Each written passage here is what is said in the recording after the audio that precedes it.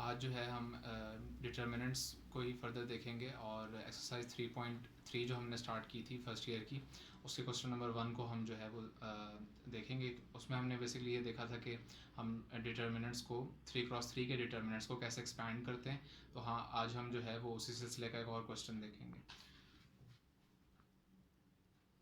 तो एक्सरसाइज हमारे पास जो है वो 3.3 है और इसके क्वेश्चन नंबर 1 में जो है वो हम ये सीख रहे हैं कि 3x3 के डिटर्मिनेंट को कैसे एक्सपैंड करते हैं।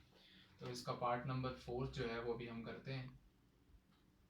वो कुछ इस तरह है कि a plus L, a minus L,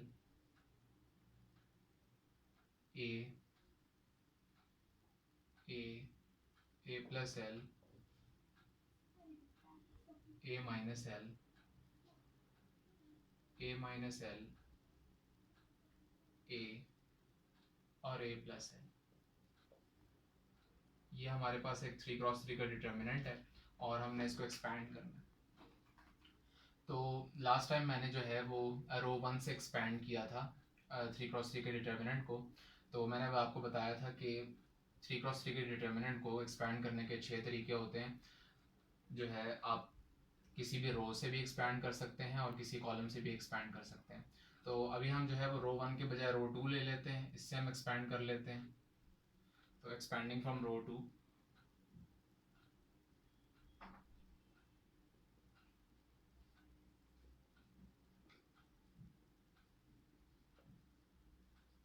रो 2 से जब हम एक्सपैंड करेंगे तो हमारे पास जो है वो हमें ये चीज़ देखनी होती है कि ये हमारे पास रो 2 है कि साइन जो है वो हमारे पास पहले कौन सा आएगा। तो ये हमारे पास जो एंट्री है इसको अगर हम देखें तो ये हमारे पास है A21, ये हमारे पास एंट्री है, यानी इसकी जो इंडिसेस हैं सेकंड रो और फर्स्ट कॉलम हमारे पास का जो ये एलिमेंट है ये हमारे पास सेकंड रो और फर्स्ट कॉलम से बिलोंग करता है। तो जब हम इसका क्योंकि मैंने आपको बताया था कि डिटर्मिनेंट लिखने का तरीका जो है वो कुछ इसी तरह होता है कि अगर हम सेकंड रो से एक्सपैंड कर रहे हैं तो A21 ये मल्टीप्लाई होता है बेसिकली को फैक्टर से, अपने को फैक्टर से ये मल्टीप्लाई होता है। को फैक्टर का क्या मतलब होता है?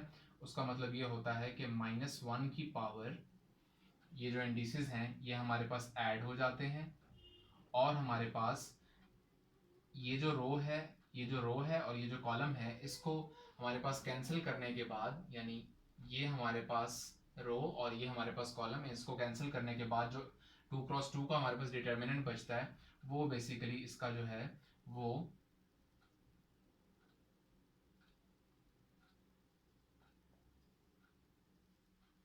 इस डिटर्मिनेंट की पहली टर्म कहलाती है। ये जो है हमारे पास और ये वो टर्म होती है। तो ये जो हमारे पास फैक्टर है ये बेसिकली डिसाइड करता है कि हमारे पास साइन जो होगा वो क्या होगा। तो क्योंकि हमारे पास 2 और 1 को ऐड करके हमारे पास 3 आता है और किसी भी नेगेटिव नंबर की जो पावर है अगर वो ऑड हो तो वो हमारे पास नंबर नेगेटिव जो है वो नेगेटिव नंबर ही देता है हमें। तो इसका मतलब ये है कि हमारे पास जो हम रो 2 से जब एक्सपैंड करेंगे इस डिटर्मिनेंट को तो हमारे पास पहली जो टर्म आएगी वो नेगेटिव आएगी। तो नेगेटिव, फिर हमारे पास A21 जो कि हमारे पास इस केस में क्या है, A है, और उसके बाद हमारे पास जो है वो इस रो और इस कॉलम को जहाँ से ये एलिमेंट बिलोंग करता है कैंसिल करके जो हमारे पास चीज़ बाकी बचेगी वो 2x2 का डिटर्मिनेंट हम जो है वो लिख लेंगे। तो ये हमारे पास फर्स्ट टर्म होगी हमारे डिटर्मिनेंट की। अब हम सेकंड टर्म लिखते हैं। अल्टरनेट साइंस हमारे पास चलते हैं, तो पहली अगर नेगेटिव थी तो सेकंड पॉजिटिव होगी। सेकंड हमारे पास एलिमेंट रो 2 का A प्लस एल होगा। जब हम इस कॉलम और इस रो को कैंसिल करेंगे तो हमारे पास जो रिजल्टेंट 2x2 का डिटर्मिनेंट बच जाएगा वो हमारे पास होगा A plus L, A minus L और A प्लस एल। फिर हम जो है वो थर्ड टर्म लिखते हैं। थर्ड टर्म हमारे पास जो है रो 2 का लास्ट एलिमेंट जो कि है A माइनस एल, और क्योंकि ये पॉजिटिव साइन का था तो नेक्स्ट हमारे पास नेगेटिव आएगा, negative times A minus L. इस कॉलम और इस रो को जब हम कैंसिल करेंगे तो हमारे पास जो चीज़ बचेगी वो होगी A plus L A plus l और हमारे पास ए माइनस एल और हमारे पास ए माइनस एल और ए, ये हमारे पास जो है वो एक्सपेंशन होगी हमारे पास, बेसिक जो एक्सपेंशन है रो 2 से, अगर हम इस डिटर्मिनेंट को एक्सपैंड करें। उसके बाद जो है अगर हम नेक्स्ट स्टेप देखें तो minus a as it is रहेगा। 2x2 का डिटर्मिनेंट ओपन करने का तरीका जो है वो आप लोगों को पता ही है कि मेन डायगोनल के एलिमेंट्स को मल्टीप्लाई करते हैं, उसमें से सब्ट्रैक्ट करते हैं सेकेंडरी डायगोनल के एलिमेंट्स के प्रोडक्ट को। तो हमारे पास यहाँ पे आ जाएगा a minus l into a plus l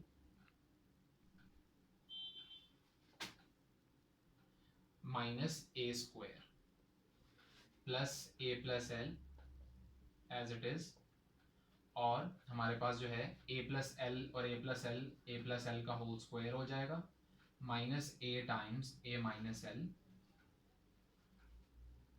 और minus a minus l as it is, और हमारे पास ए प्लस एल और ए मल्टीप्लाई हो जाएंगे माइनस ए माइनस एल का whole square.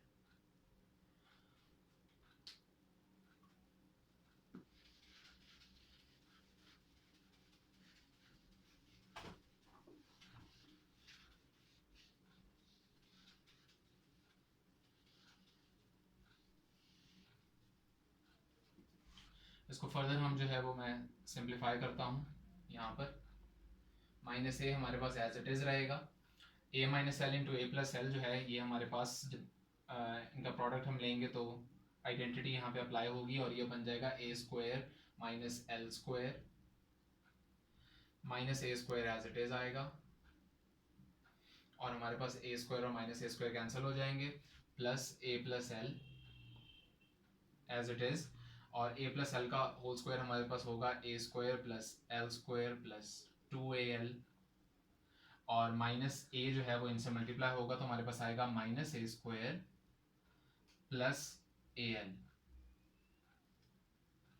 Minus a minus L, मैं ये आगे लिख लेता हूँ माइनस ए माइनस एल, ये हमारे पास एज इट इज़ रहेगा, और a into a plus l हमारे पास हो जाएगा a square plus a l minus a minus l का होल स्क्वायर हम एक्सपैंड कर देते हैं जो कि होगा a square plus l square minus 2al। तो ये हमारे पास जो है वो सिंप्लीफिकेशन होगी इसकी। अभी फर्दर हम जो है वो इसको सिंप्लीफाई करते हैं, तो ये हमारे पास हो गया, और ए स्क्वायर जो है माइनस ए स्क्वायर से कैंसिल हो जाएगा, और हमारे पास जो है फर्दर हम इसको हम देख लेते हैं। तो ये हमारे पास minus a minus l square हमारे पास बना देगा ए एल स्क्वायर प्लस एल जो है वो किससे मल्टीप्लाई हो रहा है, एल स्क्वायर हमारे पास उसकी कोई लाइक टर्म नहीं है, वो एज इट इज़ रहेगा, 2al और al हमारे पास जो है लाइक टर्म्स हैं, ये हमारे पास 3al बना देंगे माइनस ए माइनस एल, और हमारे पास जो है ये बनेगा a square plus a l minus a square minus l square plus 2al। तो हमारे पास a square minus a square से कैंसिल, तो यहाँ पे हमारे पास जो है वो होगा ए एल स्क्वायर प्लस इन दोनों फैक्टर्स को हम मल्टीप्लाई कर लेते हैं, ये बनेगा a l square plus 3a square l plus l cube plus 3al square minus a minus l as it is, और ये किससे मल्टीप्लाई होगा, ए एल और 2al लाइक टर्म्स हैं, हमारे पास बनेगा 3al, और हमारे पास minus l square as it is आ जाएगा। तो यहाँ से हमारे पास जो है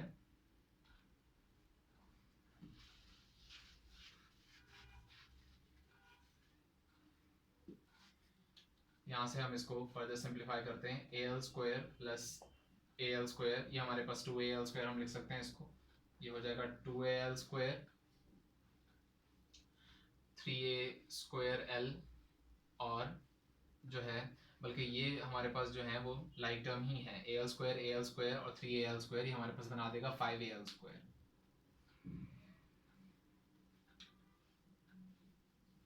ये हमारे पास जो है वो तीन टर्म्स में मिलके 5al² बना दिया और 3a² एज इट इज़ और l³ एज इट इज़।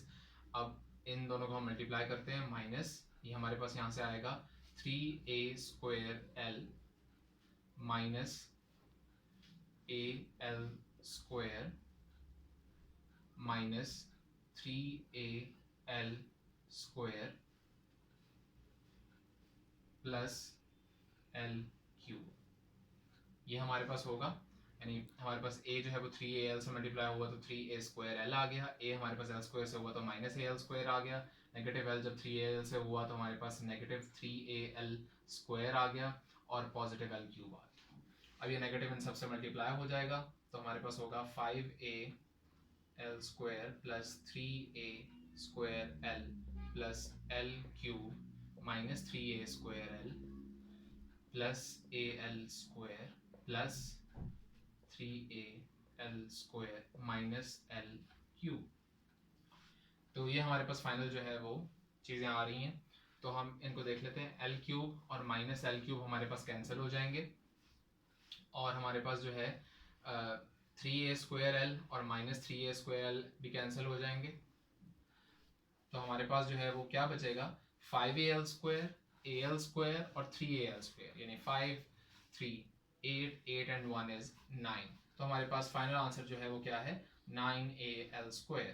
तो इस वीडियो में मैंने आपको बेसिकली जो है 3x3 डिटर्मिनेंट जो है वो एक्सपैंड करना सिखाया है, लेकिन रो 1 से नहीं, रो 2 से मैंने आपको करके दिखाया है, ताकि आपको इस चीज़ का अंदाज़ा हो कि इससे कोई फ़र्क नहीं पड़ता कि हम किस रो से या किस कॉलम से एक्सपैंड कर रहे हैं। बस हमें इस चीज़ का ख्याल रखना होता है कि हमें साइन जो हैं वो देख के लगाने होते हैं। हमें सोचना होता है कि जो हम एलिमेंट्स लिख रहे हैं जिस रो या कॉलम के, उसके इंडिसेस जब ऐड होंगे -1 की पावर में तो हमारे पास नेगेटिव साइन देंगे या पॉजिटिव साइन देंगे। बाकी हमारे पास तरीका जो है वो सेम ही है साइन के अलावा, बस उसी का ख्याल रखना पड़ता है। ये फाइनल हमारा आंसर है 9al²।